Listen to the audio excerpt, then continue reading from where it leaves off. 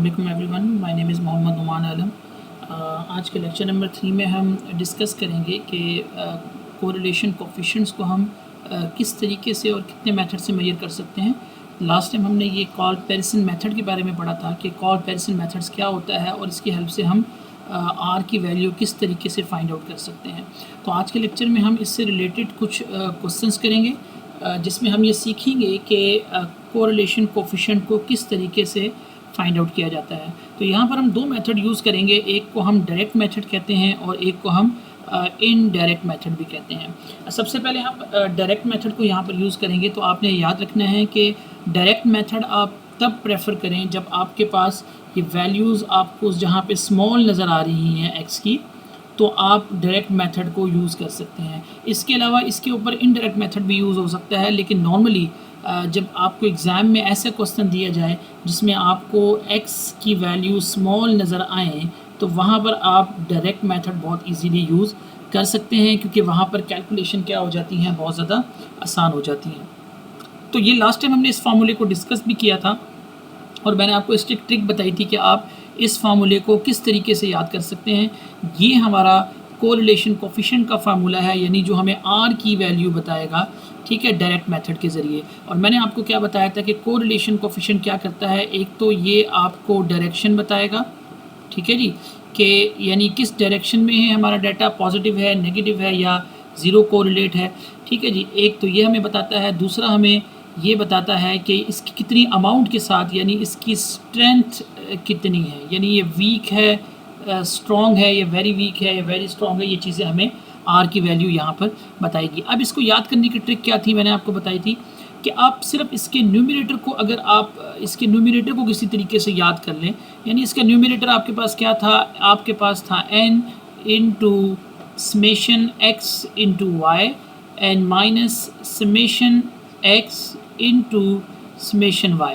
तो अगर ये न्यूमरेटर आप सिर्फ याद कर लें, तो डिनोमिनेटर को कैसे याद करना है कि आप इस y को रिप्लेस कर दें x के साथ, यानी जहाँ जहाँ y आ रहा है इसको ज़रा अगर आप x से रिप्लेस करेंगे तो हमारा डिनोमिनेटर कैसे बनेगा, ये बन जाएगा n टाइम समेशन, इस y को x रखेंगे तो यहाँ पर भी x आ जाएगा, तो ये बन जाएगा समेशन x स्क्वायर, और ये आपको फर्स्ट टर्म अपनी डिनोमिनेटर की नज़र आ रही है। सिमिलरली सेकंड केस में भी आप अगर यही करते हैं कि आप अपने y को रिप्लेस कर देंगे x से, तो ये बन जाएगा summation x into summation x, जो मिलने के बाद बन जाएगा समेशन x का होल स्क्वायर, जो आपकी ये वाली टर्म आ जाएगी।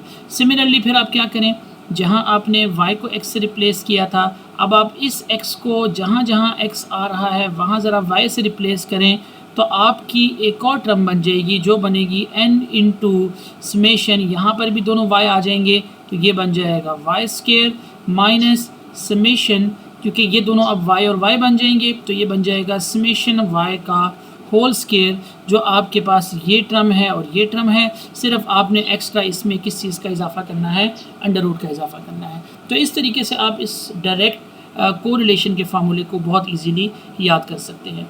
अब इसके अंदर अगर हमने ये फाइंड आउट करना है, तो आप ये बात ऑब्ज़र्व करें कि आपको कितनी टर्म्स जो हैं वो रिक्वायर्ड हैं, यानी कितने एक्स्ट्रा कॉलम्स हमें इसमें बनाने पड़ेंगे।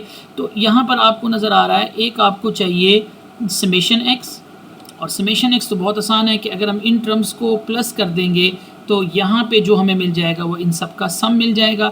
इसी तरह हमें रिक्वायर्ड है समेशन y, तो वो भी इसी कॉलम में हमारे पास आ जाएगा, यानी इस y की टर्म्स को ऐड कर देंगे तो दो टर्म्स का तो कोई इशू नहीं होगा।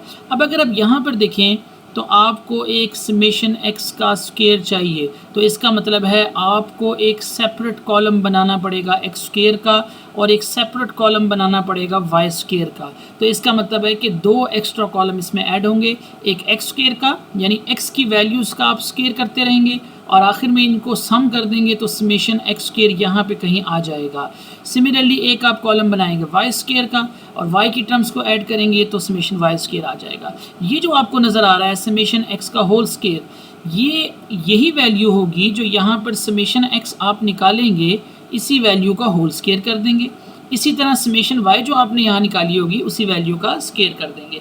तो इसका मतलब है ये 2 कॉलम्स एक्स्ट्रा हैं और एक और एक्स्ट्रा कॉलम आपको नज़र आ रहा है x इंटू वाई का, यानी एक कॉलम आप बनाएंगे जिसमें x और y की वैल्यूज़ को मल्टीप्लाई करते हुए उनका क्या कर लेंगे, आप समेशन कर लेंगे। सो इसका मतलब क्या होगा कि हमें ये चीज़ ये रिक्वायर्ड है, हमें एक आपको समेशन एक्स वाई निकालना है, जैसे मैंने बताया था समेशन एक्स आपको चाहिए, समेशन वाई आपको चाहिए, समेशन एक्स स्क्वायर चाहिए, समेशन वाई स्क्वायर आपको चाहिए, और एक एक्स्ट्रा चीज़ आपको n की वैल्यू भी चाहिए। और आपको पता है n हमारा पास नंबर ऑफ़ ऑब्जर्वेशन होती है, अगर आप इन डाटा को काउंट कर लें तो ये 9 है, 1 2 3 4 5 6 7 8 एंड 9, राइट जी। तो ये 9 वैल्यूज़ हमारे पास मौजूद हैं। अब अपने क्वेश्चंस को स्टार्ट करेंगे, जैसे मैंने आपको बताया था आप डाटा को साइड पे लिख लें, तो ये चीज़ें हमें रिक्वायर्ड होंगी। और हमने जब अपने कॉलम्स बनाने हैं तो x का कॉलम है, y का कॉलम है, x स्क्वायर चाहिए, y स्क्वायर चाहिए और एक्स वाई चाहिए। तो ये हमारी x की वैल्यूज़ हैं, ये हमारी y की वैल्यूज़ हैं। तो x स्क्वायर को हम कैसे बना सकते हैं, बहुत सिंपल है, ये जितने x है इनकी वैल्यूज़ का स्क्वायर करते रहें। जैसे 9 का स्क्वायर 81, 8 का स्क्वायर 65 64, ये आपको नज़र आ रहा है। तो मैं x की तमाम वैल्यूज़ का यहाँ पर स्क्वायर करता जा रहा हूँ। 5 square 25, 4 square 16, 9 4 and 1 square is 1। बहुत सिंपल है।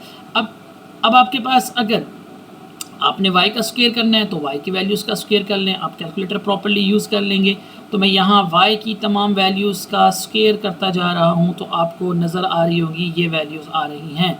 अब हमें x और y चाहिए, दिस मीन हम x और y की टर्म्स को आपस में मल्टीप्लाई करेंगे। 15 टाइम 9 135। इसी तरह आप x और y की वैल्यूज़ को यहाँ पर सम करते जाएँ, राइट जी। तो आपके पास ये एक वैल्यू आपके पास इस तरह की आ जाएंगी। लेकिन एक बात देखें कि हमारा जो x की वैल्यूज़ हैं वो स्मॉल हैं और y की वैल्यूज़ थोड़ी सी बड़ी हैं, लेकिन इतनी ज़्यादा ग्रेटर नहीं है। तो मैं डायरेक्ट मेथड को यूज़ कर रहा हूँ। अगर यहाँ 9 की जगह कोई लेट्स से 70 या 50 या कोई 20 आ जाता तो आपने फिर डायरेक्ट मेथड को प्रेफर नहीं करना, आपने इनडायरेक्ट मेथड को करना है। डायरेक्ट से भी ऑल्दो सॉल्व हो जाएगा, मगर थोड़ी सी कॉम्प्लिकेशन आती हैं, आप इनडायरेक्ट से सॉल्व करें। अब देखिए इसका मतलब है ये जितनी वैल्यूज़ हैं इनके मैंने सम करने हैं, right ji.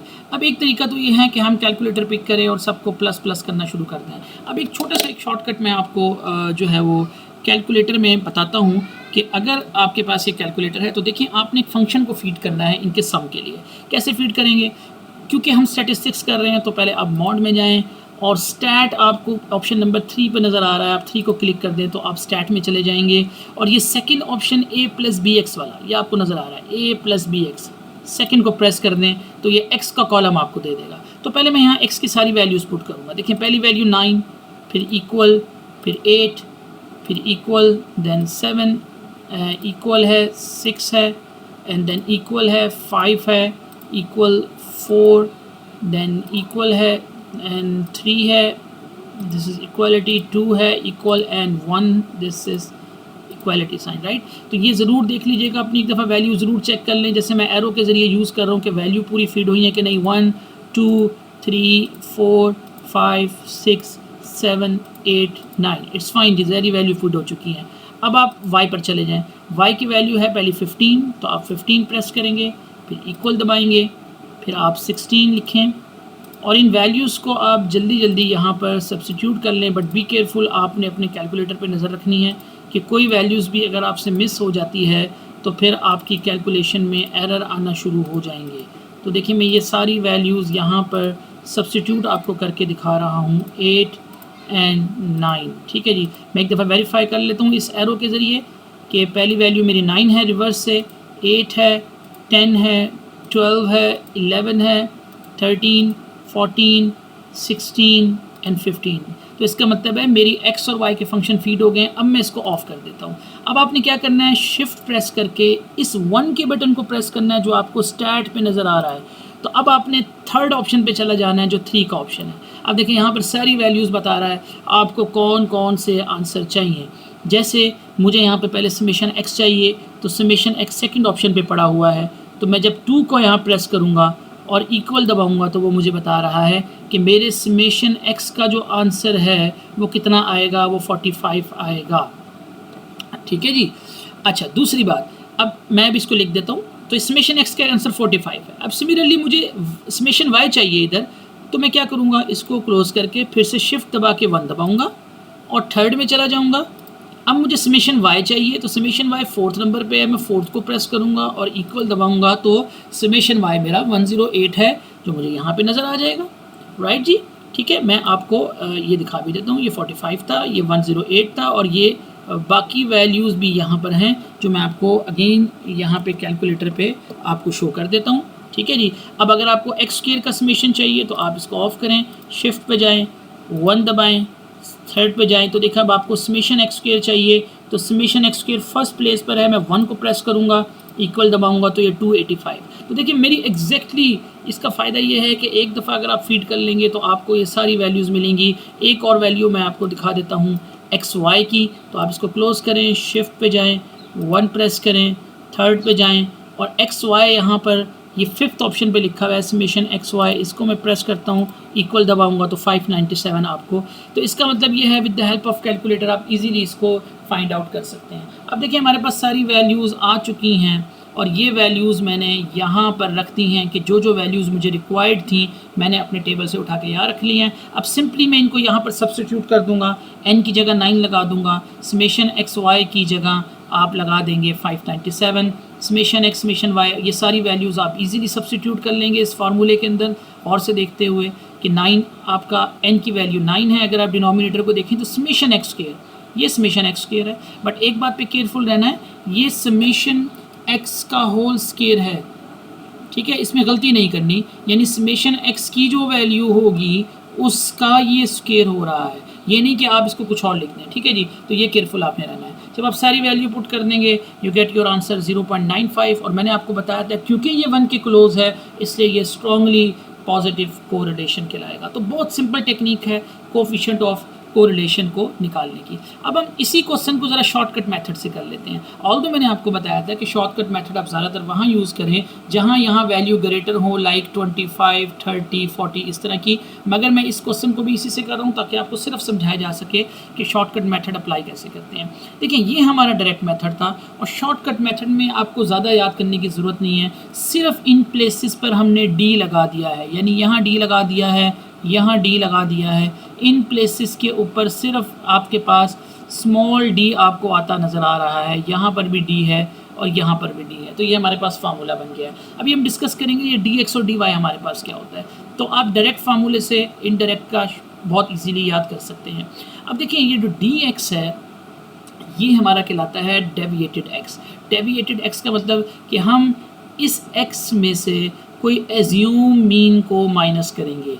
D X is equal to X minus A, यानी एक्स में से हमने कोई मीन एज्यूम करना है, वो मैं आगे भी बताऊंगा किस तरह एज्यूम करते हैं, उसमें से हम उसको माइनस कर देंगे। इसी तरह हमारा डी वाई जो होगा वो होगा वाई माइनस बी।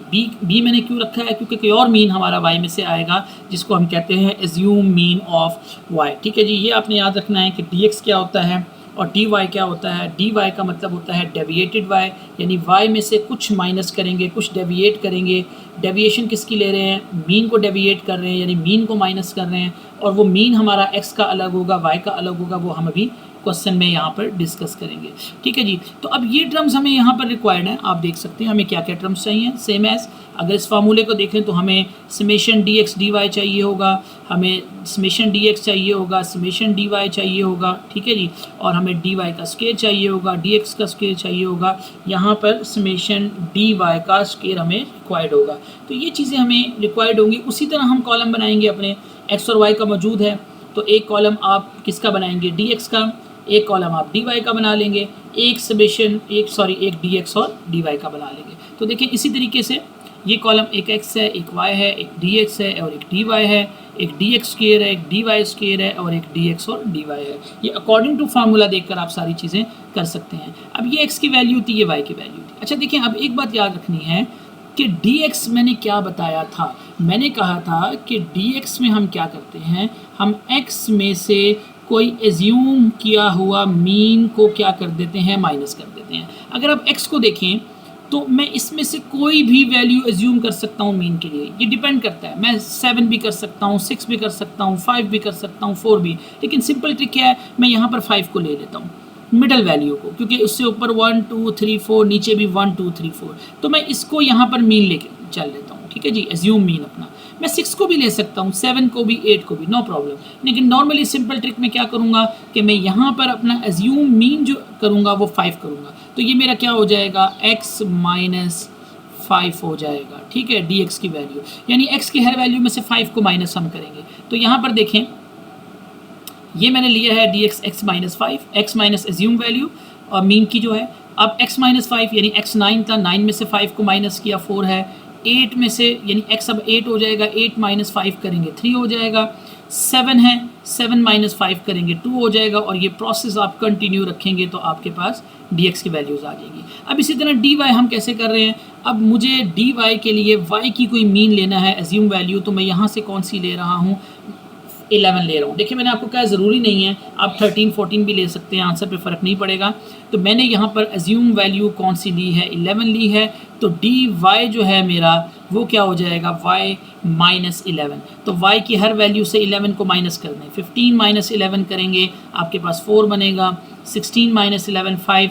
इन वैल्यूज़ को आप बार बार सॉल्व करेंगे तो आपके पास इस तरह के आंसर्स आ जाएंगे। अब what is mean by D x square, very simple, D x के जो आंसर है उनके स्क्वायर कर दें, तो 4 का स्क्वायर 16, 3 का स्क्वायर 9, 2 का स्क्वायर 4, ये सारे स्क्वायर होने के बाद आंसर आ जाएंगे। डी वाई का स्क्वायर कैसे निकालेंगे, डी वाई के सारे आंसर्स का स्क्वायर कर दें, राइट जी, ये आपको नज़र आ रहा है, ठीक है। और डी एक्स और डी वाई की मल्टीप्लिकेशन बहुत सिंपल है कि ये दोनों डी एक्स और डी वाई हैं, इनके नंबर्स को मल्टीप्लाई करते रहेंगे, तो 4 टाइम 4 16, 5 टाइम 3 15, तो ये सारी वैल्यूज़ हमारे पास आ जाएंगी। जैसे लास्ट टाइम मैंने आपको कैलकुलेटर की ट्रिक बताई थी, आप कैलकुलेटर में डायरेक्ट फंक्शन को फीड कर सकते हैं। तो देखें जब समेशन डी एक्स करेंगे तो ये 0 आ रहा है, हमें समेशन एक्स और समेशन वाई की यहाँ पर ज़रूरत नहीं है इस फार्मूले में।